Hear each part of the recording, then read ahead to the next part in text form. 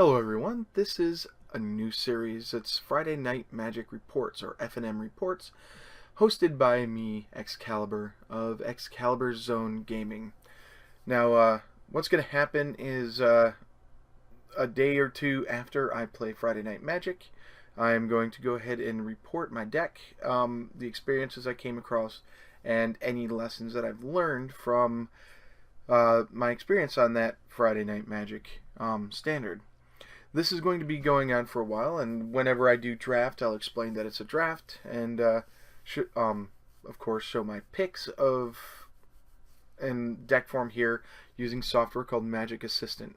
A lot of people would use MTGO or Magic the Gathering Online, but unfortunately, I don't have the cards or the money to do both the physical and the digital versions of the game.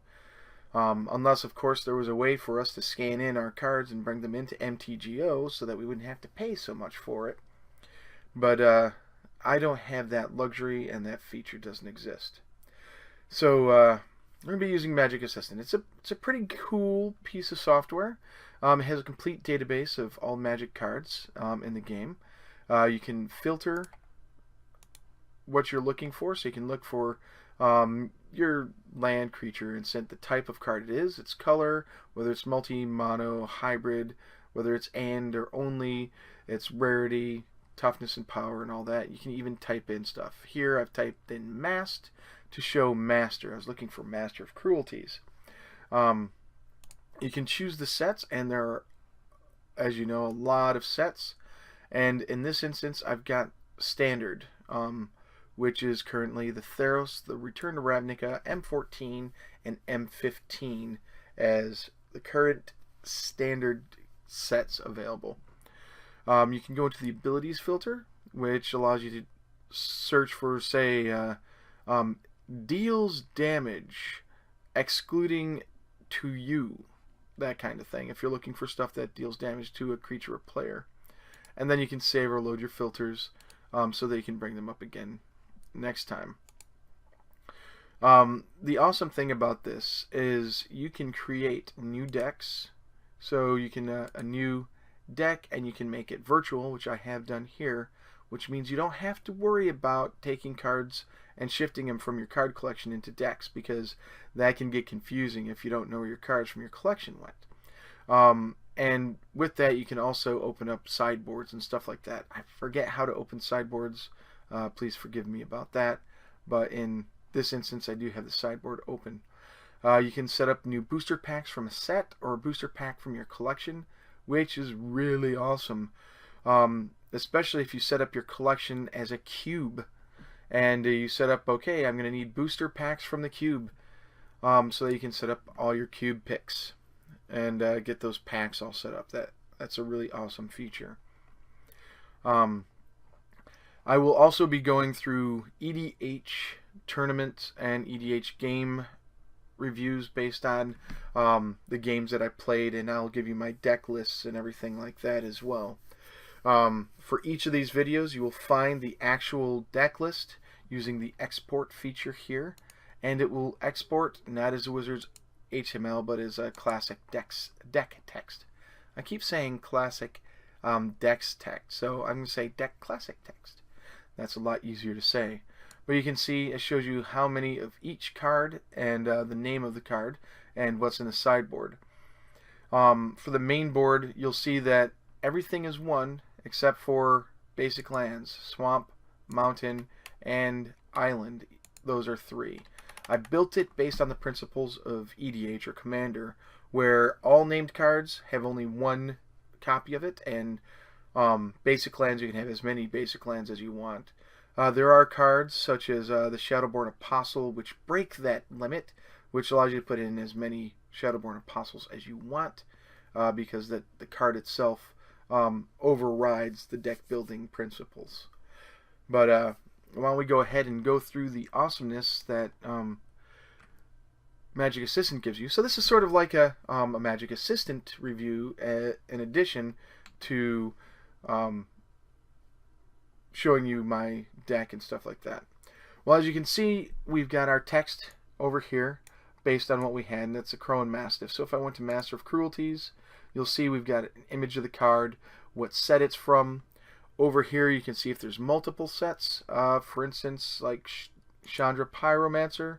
See, there's 2 different copies for her. The M15 is displayed. It's the latest copy. But you can go and show the M14. And you can see the subtleties. The M15, the card is slightly larger to accommodate the new borders and everything like that. But you also would normally see the text. For some reason, all the rulings are showing up. And this is what you have to be wary of. This software will override the text of the card, and you won't be able to see the text down here. And this is just standard. You right-click to copy and stuff like that. Let's go to Master of Cruelties. Normally you would have this, which is the card text, but if you're not careful, your Chandra will, or your text will be overwritten by Oracle rulings. That's something I wish they had, if they had a separate window for Oracle rulings and a separate window for deck text. In any case, there's that. Down here we have the MTG database, and you could go to My Cards, and this currently has the cards from my deck here that are in the sideboard, and I just usually have that closed. I don't care about that. The collector, that allows you to show what you have of each set. So you can say, oh, look at this, I've got all of M15 now, and you can see exactly what the price is and anything like that. So the collector is an awesome thing to have. I will eventually be putting my entire Magic the Gathering collection in here, but that's going to take an awful lot of time. I have thousands of cards in my collection, and I really don't want to spend too much time doing this. So we will have to see exactly what's going on.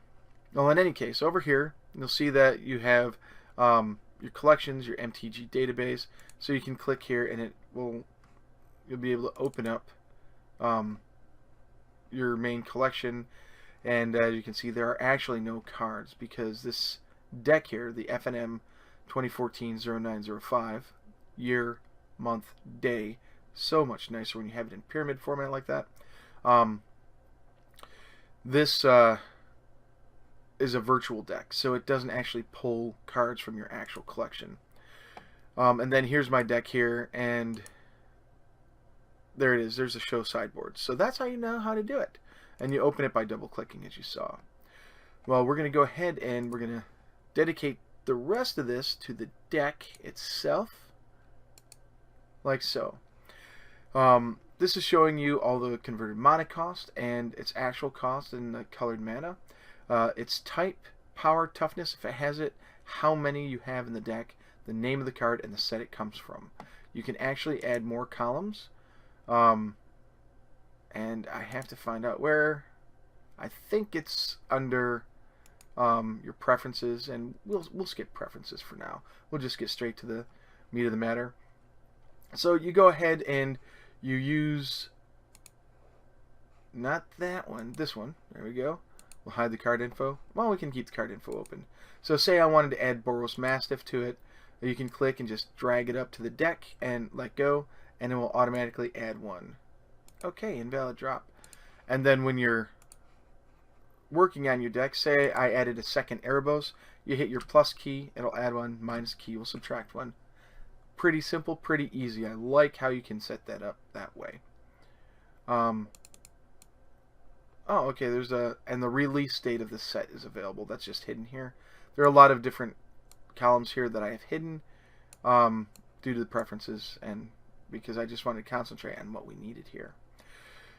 After you go ahead and you set up your deck, you can look at your mana curve. Now, normally you'd set out all your cards in front of you, but this gives you an awesome tool. You can actually see where your deck, the blue line, compares to the red line, which is average. Now, this is the average deck that you'd run into if you built everything based directly on what Wizards suggest for deck building. And as you can see, my 1-drops and 2-drops are a lot lower than what average is. My 3-drops are a lot higher, and my 4 and 5-drops and 6-drops are at or less than average. So you can see there are some It can go up to 7+, so you have your 9 casters, your 10 casters, and then of course X. The only time I'd see 7+ higher is if you're running like a Chief Engineer deck, which gives your artifacts Convoke, and you've got all these tokens and creatures, and you can put your big stuff out really easily. Excuse me. Wow, lunch is really not agreeing with me. The next is a pie chart that shows all the types, and you can see directly how many lands, how many creatures, and how many non-creatures you have. An average deck would have 24 creatures, 24 land, and 12 of everything else. So that's sorceries, instants, and artifacts and enchantments and planeswalkers, that kind of thing. So those are your different spells there. Creatures, you can look here and you'll see all the subtypes, such as Goblin, others. What are the others that we have? Creatures, legendary creatures, demons. We can't click on that, so I don't really know exactly. But we've got our horrors. You can see that we have more goblins than anything, followed closely by warriors than gods, and so on and so forth all the way around. Others should actually be over here before wizard. I don't know. I think that's just a catch-all because there's some weird things going on there. You can look at your color spread, and you can see that I have a lot more red, red, black, red, white, which should go up in the red because I don't have any other white cards. Blue, red. There's a lot of red in the deck, and I suffered from that. I'll tell you about that in a little bit. But there's blue and black in there as well. There's some multicolors. You can take a look at the abilities you have. So you can see I've got a lot of flyers in the deck because that's a really good evasion. Then there's some haste and first strike. Blood rush for those combat tricks. Trample for combat tricks. A defender, and that's only one. The goblin, the lobber. And battalion is from the goblin, the Legion Loyalist. And you'll see those in a minute. The draw section is pretty cool. You can actually, I'll reset it by new game, shuffle and draw 7. So you can see generally what you might draw. In this case, you can see I drew one mountain and nothing else. So we're going to go ahead and do that. And normally you'd mulligan. I wish there was a mulligan button, but there isn't. But now you can see I've got Thespian Stage and Rakdos Guildgate and Urborg. So I can actually throw down the Rakdos Guildgate, then throw down a Thespian Stage, followed by a legendary land. Urborg, and I'd have all the black I need, which means Master of the Feast would come out turn 3, no problem at all. The Legion Loyalist would come out turn 2, because Rakdos Guildgate comes out. Tapped. We go ahead and we can draw, and we see, oh, a Nightveil Specter. So by turn 3, a Nightveil Specter or a Master of the Feast would hit the table, and people would be unhappy. There's info about the deck that'll tell you the colors that are in there. Grixis is the blue, black, red. The only reason there's white is because of the Boros Reckoner. Sideboard is straight Rakdos, and you'll see the sideboard in a little bit. And it tells you the ownership and number of cards and cards in the sideboard. So you can see that 60 cards in the main board and 15 in the sideboard is perfect for a standard tournament. The legality is the awesome thing because now you can take a look and see what cards are legal for standard and what are not. In this case, M15 has not been updated for standard in Magic Assistant yet. So that's sad. It's showing as modern, but we know M15 is in the standard environment, so you don't have to worry about it. But if you had something extra in there that you didn't realize, like you had a, oh, I don't know, maybe a Friction Revoker. No, that's M15 now. A Blightsteel Colossus. That would signify that you have something that is non-standard in your deck. So there's your legality, and you know what's going on. So we can load the deck legality, and it's going to run. We can see the details. So it's calculating it. And this is one of the awesome things. Hopefully it'll fix the M15. Bam! M15 is now considered standard. So I just had to update that. finally, we have export, and I am going to make sure, again, that this is highlighted and copied, because I'm going to set that in the description. That is a full deck list of my Singleton Grixis deck that I use for FNM, and its sideboard. And then finally, the thing that I like, it's like you're sitting at your desk, and boom, there are all your cards. You've got your mana base over here, and then you've got all your cards laid out in converted mana cost order. Now, one of the things is this Pirate Wild Shaman is actually a 2-drop, because I'm not really going to drop him as a 3 unless I'm in dire straits. He is put in there strictly as a combat trick.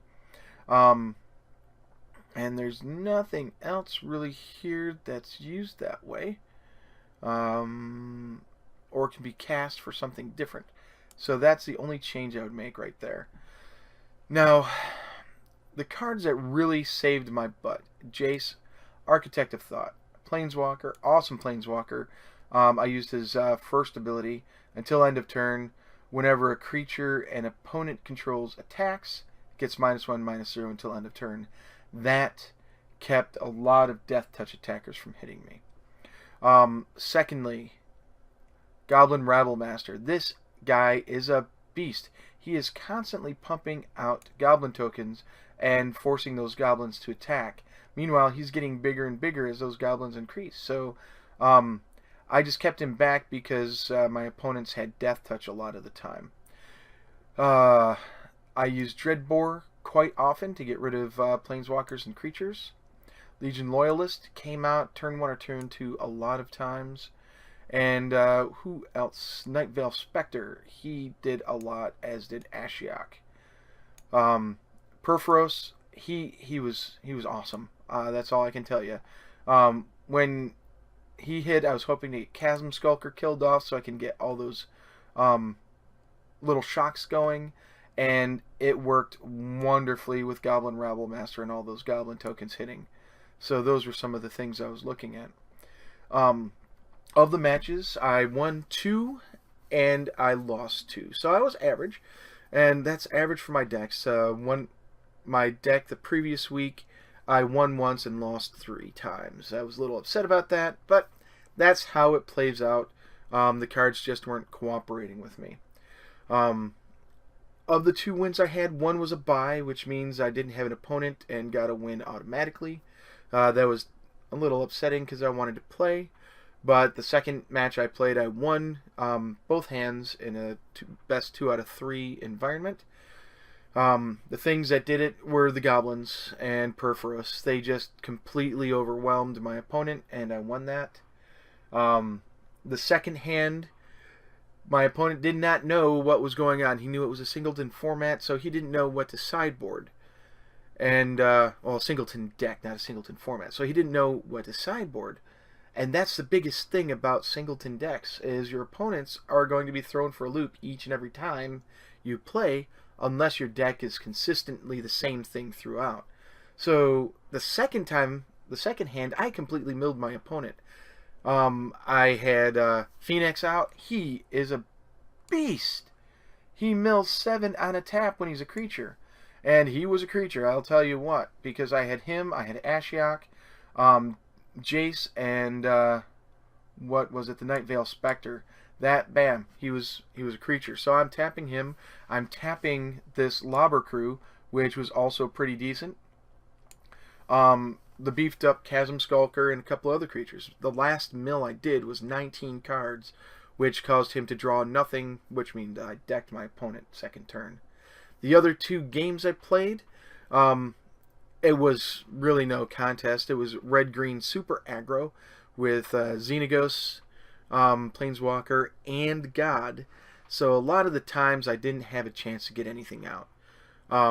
That proved to be of any importance. The Indulgent Tormentor I was hoping would be a really good beatdown or threat. He was burned off almost immediately every time. The one that really did anything was Master of the Feast. This guy, he is awesome. Even though your opponent is drawing cards, he is smacking for 5 almost every turn he's out, especially if you can give him haste. If I had Generator Servants and used him to cast him in a Rakdos style deck, then that guy would spell the end of the dude almost immediately. Boros Reckoner, he is just an awesome guy. Really kept people from attacking, so he was a good way to stall the game and get some tempo going so I could get the other cards out. And Dragonshift actually saved my Rabblemaster. I attacked with all my goblins, and Rabblemaster, after I got the goblin token created, I cast Dragonshift and turned him into a flyer that was 4/4. So he was outside of standard burn range. Mizzium Mortars could have taken him out, but my opponents didn't have that. And he flew over my opponent and brought him down to 5 total life by the time my opponent stabilized and I lost. I did make one mistake. I had Lobber Crew out, and I had used him 2 turns. So that was 2 points from Lobber Crew. And in the one turn, I did Dreadbore, and then I cast Ashiok. I could have tapped the Lobber Crew, then Dreadbore, then untapped Lobber Crew, then tapped Lobber Crew, then Ashiok, then untapped Lobber Crew, then tapped Lobber Crew again, and then it would have been within a burn range. A very simple thing. I could have put Boros Reckoner out and killed him off with a Mizzium Mortar, and that would have taken my opponent out. So that's one of the lessons I've learned. Things that I found. Singleton decks really throw sideboarders for a loop because they don't know what to expect. In a deck that does the same thing consistently, like Goblin Rush deck, you have as many goblins in there as you can, and I could have done all goblins in standard and had like 19 or 20 goblins, and then thrown in some stuff to beef things up. But I went with the mix I did because I wanted the extra draw. Bitha, that sip of tea was for you. Anyway, so Singleton decks are really, really fun to play against opponents who sideboard a lot because you confuse them. I have found that 3 colors really, really, really causes me issues every single time. Even though I've got Evolving Wilds to go and get lands that I'm missing, I've got Mana Confluence to get the mana of any color, and I've got, where is it, Thespian Stage, which allows me to make a copy of a Blood Crypt or a Swamp or anything I really needed to. Even the Urborg. Now, Urborg is great if you want to splash black. You put in Urborg and you're golden. But when it comes to anything else in the current environment, you have to rely on the dual lands or mana fixing. So chances are, if I splash black next time, it's going to be dual lands, the shock lands, if I can do it, so that I can get some of that black in, and one of the 2 main colors that I'm working. And of course, Urborg is going to go into each one, because then I have swamps and I don't have to worry about it. A Chromatic Lantern would have helped immensely in this deck, if I was able to draw into it and get it out. Let's see here. Anything else? Yep, that's the main thing. So, my sideboard is pretty interesting. I went ahead, and I'll just show it to graphics here, and I made it an Unleash style deck. So here's all the Unleash cards down here at the bottom,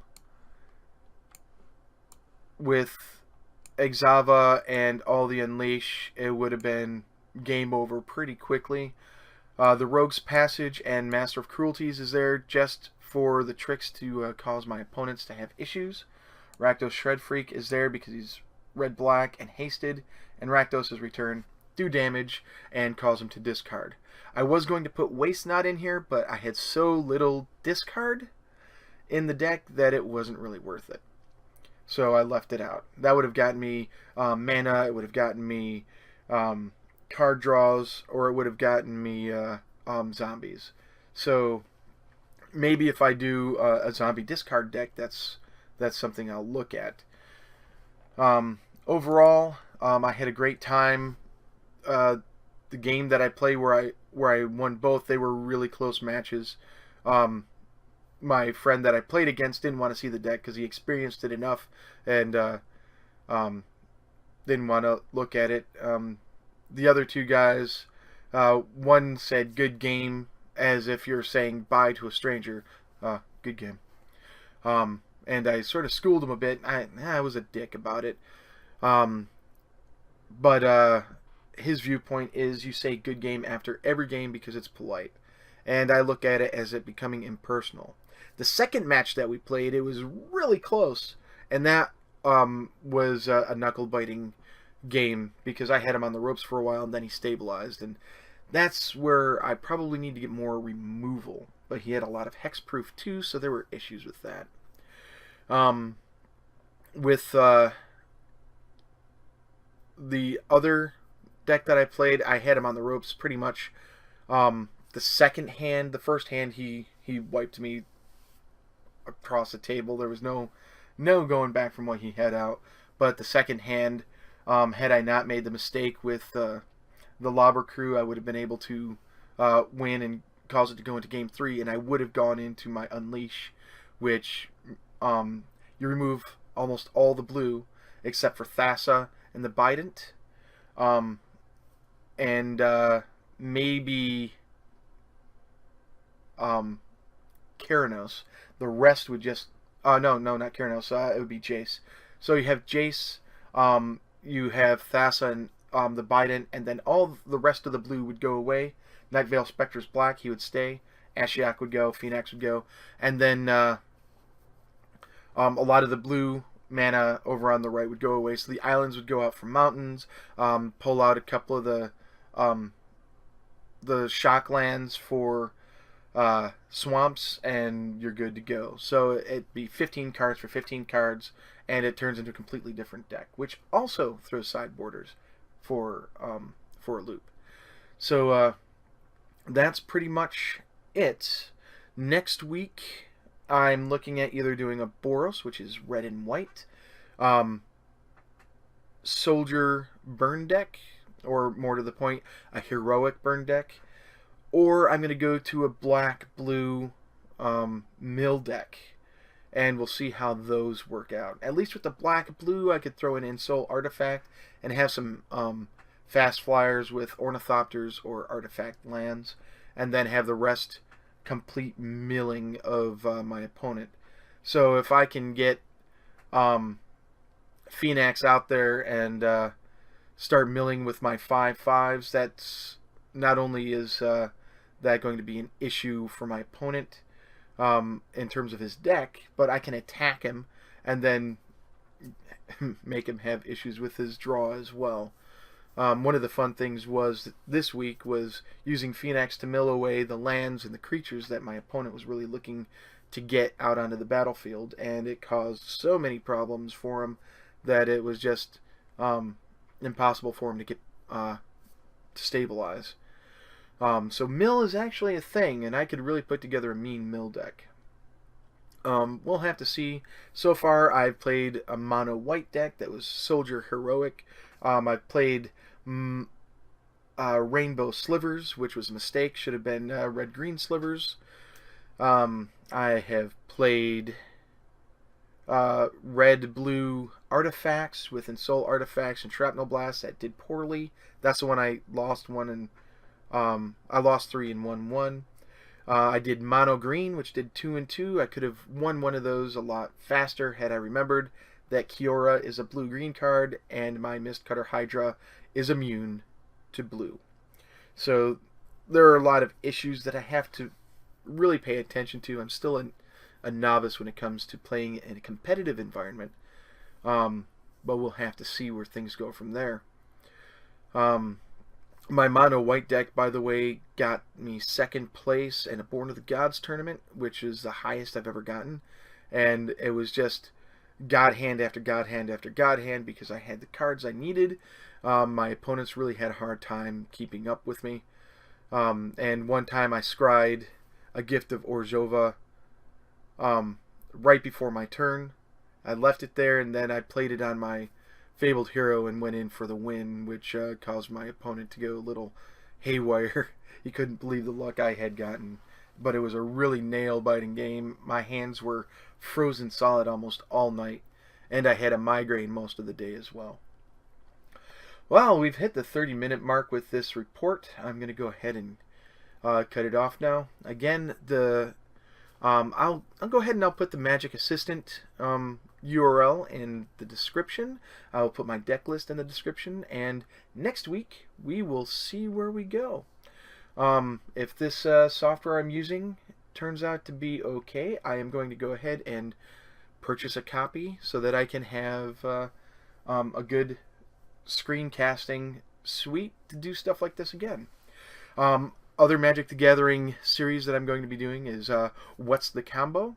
Or how to understand combos. I'm probably going to call it something else. We'll have to see. Well, I'll double check my channel update video to see exactly what I called it.